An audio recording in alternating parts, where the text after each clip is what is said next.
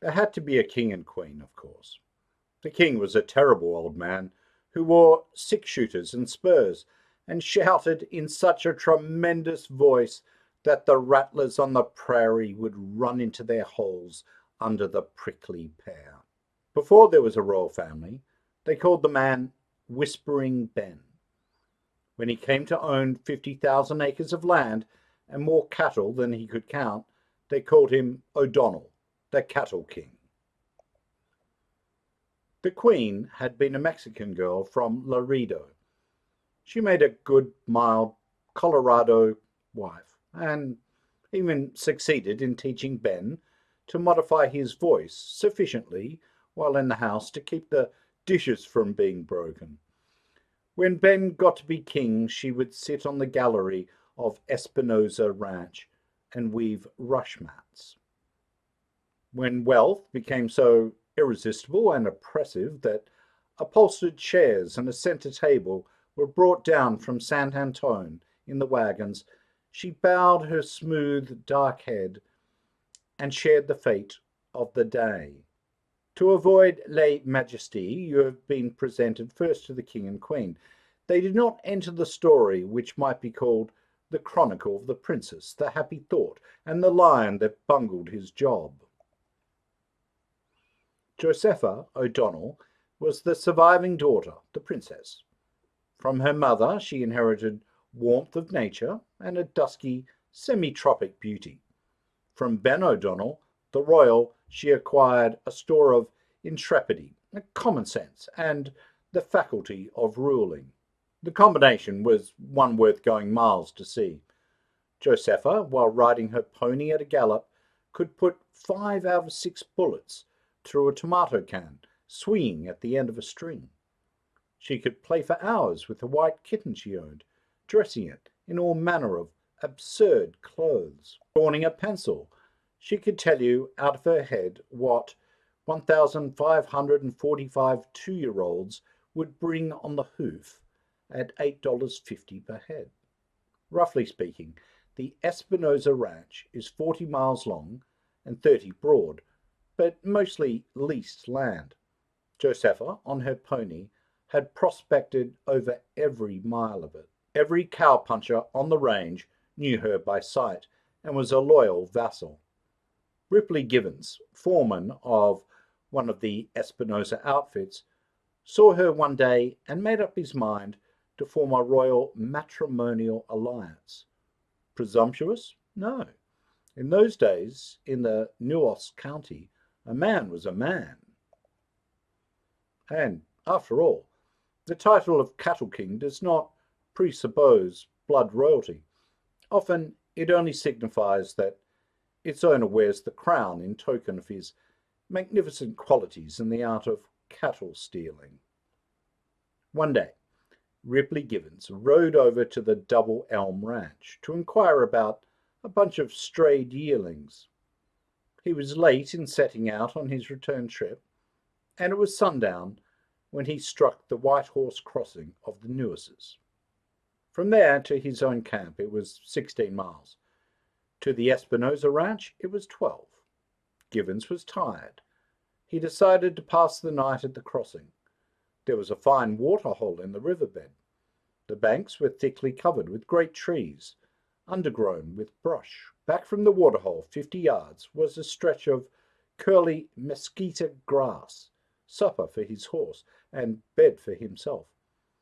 Givens staked his horse and spread out his saddle blankets to dry. He sat down with his back against a tree and rolled a cigarette. From somewhere in the dense timber along the river came a sudden, rageful, shivering wail. The pony danced at the end of his rope and blew a whistling snort of comprehending fear. Givens puffed at his cigarette, but he reached leisurely for his pistol belt, which lay on the grass, and twirled the cylinder of his weapon tentatively. A great gar plunged with a loud splash into the waterhole. A little brown rabbit skipped around a bunch of catclaw and sat twitching his whiskers and looking humorously at Givens. The pony went on eating grass. It is well to be reasonably watchful when a Mexican lion sings soprano along the arroyos at sundown. The burden of his song may be that young calves and fat lambs are scarce, and that he has a carnivorous desire for your acquaintance. In the grass lay an empty fruit can, cast there by some former sojourner. Gibbons caught sight of it with a grunt of satisfaction. In his coat pocket, tied behind his saddle, was a handful or two of ground coffee. Black coffee and cigarettes. What ranchero could desire more? In 2 minutes he had a little fire going. He started with his can for the waterhole. When within 15 yards of it, he saw between the bushes a side-saddled pony with down-dropped reins cropping grass a little distance to his left. Just rising from her hands and knees on the brink of the waterhole was Josefa O'Donnell. She had been drinking water, and she brushed the sand from the palms of her hands. 10 yards away to her right, half concealed by a clump of sacusta, Gibbons saw the crouching form of the Mexican lion. His amber eyeballs glared hungrily. 6 feet from them was the tip of the tail, stretched straight like a pointer's. His hindquarters rocked with the motion of the cat tribe, preliminary to leaping. Gibbons did what he could. His 6-shooter was 35 yards away, lying on the grass. He gave a loud yell and dashed between the lion and the princess. The ruckus, as Gibbons called it afterward, was brief and somewhat confused. When he arrived on the line of attack, he saw a dim streak in the air and heard a couple of faint cracks. Then 100 pounds of Mexican lion plumped down upon his head and flattened him with a heavy jar to the ground. He remembered calling out, "Let me up now, no fair gouging," and then he crawled from under the line like a worm, with his mouth full of grass and dirt, and a big lump on the back of his head where it had struck the root of a water elm. The lion lay motionless. Gibbons, feeling aggrieved and suspicious of fouls, shook his fist at the lion and shouted, "I'll wrestle you again for 20. And then he got back to himself. The would-be rescuing knight felt the fire of his fiasco burn down to his soul. Here had been his chance, the chance that he had dreamed of, and Momus, and not Cupid, had presided over it. The satyrs in the wood were, no doubt, holding their sides in hilarious, silent laughter. There had been something like vaudeville, say, Signor Gibbons and his funny knockabout act with the stuffed lion. "Is that you, Mr. Gibbons?" said Josefa in her deliberate saccharine contralto. "You nearly spoilt my shot when you yelled. Did you hurt your head when you fell?" "Oh, no," said Gibbons quietly. "That didn't hurt." He stooped ignominiously and dragged his best Stetson hat from under the beast. It was crushed and winkled to a fine comedy effect. Then he knelt down and softly stroked the fierce, open-jawed head of the dead lion. "Poor old Bill," he exclaimed mournfully. "What's that?" asked Josefa sharply. "Of course you didn't know, Miss Josefa," said Gibbons, with an air of one allowing magnanimity to triumph over grief. "Nobody can blame you. I tried to save him, but I couldn't let you know in time." "Save who?" "Why, Bill. I've been looking for him all day. You see, he's been our camp pet for 2 years. Poor old fellow, he wouldn't have hurt a cottontail rabbit. It'll break the boys all up when they hear about it. But you couldn't tell, of course, that Bill was just trying to play with you." Josefa's black eyes burned steadily upon him. Ripley Gibbons met the test successfully. He stood rumpling the yellow-brown curls on his head pensively. In his eye was regret, not unmingled with a gentle reproach. His smooth features were set to a pattern of indisputable sorry. Josefa wavered. "What was your pet doing here?" she asked, making a last stand. "There's no camp near the White Horse Crossing." "The old rascal ran away from camp yesterday," answered Givens readily. "It's a wonder the coyotes didn't scare him to death. You see, Jim Webster, our horse wrangler, brought a little terrier pup into camp last week. The pup made life miserable for Bill. He used to chase him round and chew his hind legs for hours at a time. Every night when bedtime came, Bill would sneak under one of the boys' blankets and sleep to keep the pup from finding him. I reckon he must have been worried pretty desperate, or he wouldn't have run away. He was always afraid to get out of sight of camp." Josefa looked at the body of the fierce animal. Givens gently patted one of the formidable paws that could have killed a yearling calf with one blow. Slowly, a red flush widened upon the dark olive face of the girl. Was it the signal of shame of the true sportsman who has brought down ignoble quarry? Her eyes grew softer, and the lowered lids drove away all their bright mockery.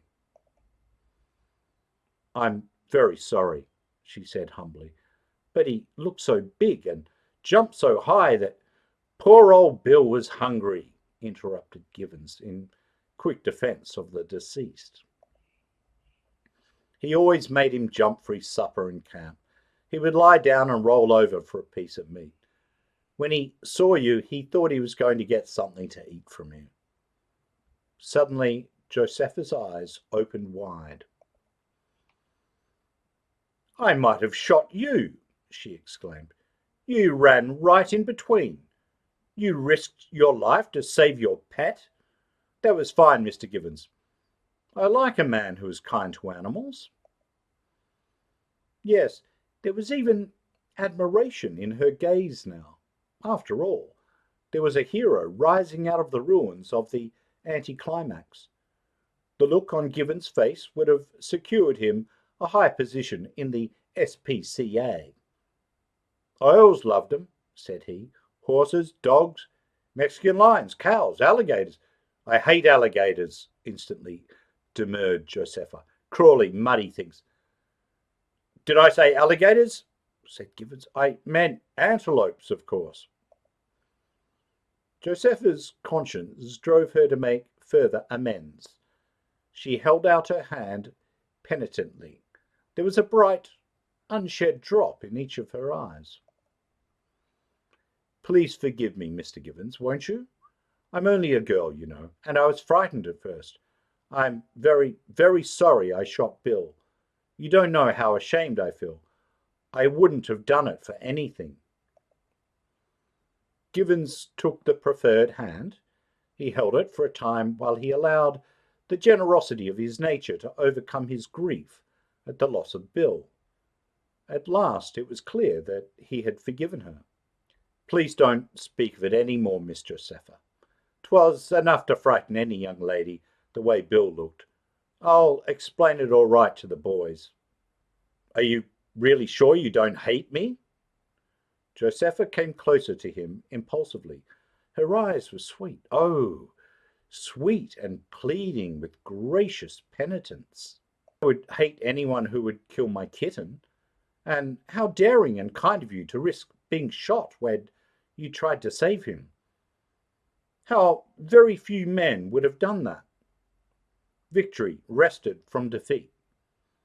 Vaudeville turned into drama. Bravo, Ripley Givens. It was now twilight. Of course, Miss Josefa could not be allowed to ride on to the ranch house alone.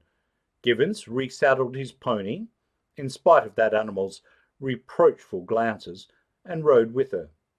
Side by side, they galloped across the smooth grass, the princess and the man who was kind to animals. The prairie odours of fruitful earth and delicate bloom were thick and sweet around them. Coyotes yelping over there on the hill, no fear, and yet Josefa rode closer. A little hand seemed to grope. Givens found it with his own. The ponies kept an even gait. The hands lingered together, and the owner of one explained, "I never was frightened before, but just think, how terrible it would be to meet a really wild lion. Poor Bill. I'm so glad you came with me." O'Donnell was sitting on the ranch gallery. "Hello, Rip," he shouted. "That you?" "He rode in with me," said Josefa. "I lost my way and was late." "Much obliged," called the Cattle King. "Stop over, Rip, and ride to camp in the morning." But Givens would not. He would push on to camp. There was a bunch of steers to start off on the trail at daybreak. He said good night and trotted away. An hour later, when the lights were out, Josefa, in her nightrobe, came to her door and called to the king in his own room across the brick-paved hallway. "Say, Pop, you know that old Mexican lion they call the gotch-eared devil, the one that killed Gonzales, Mr. Martin's sheep herder, and about 50 calves on the Salado range? Well, I settled his hash this morning over at the White Horse Crossing. Put 2 balls in his head with my .38 while he was on the jump. I knew him by the slice gone from his left ear that old Gonzales cut off with his machete. Couldn't have made a better shot yourself, Daddy." "Bully for you," thundered Whispering Ben from the darkness of the royal chamber. The end.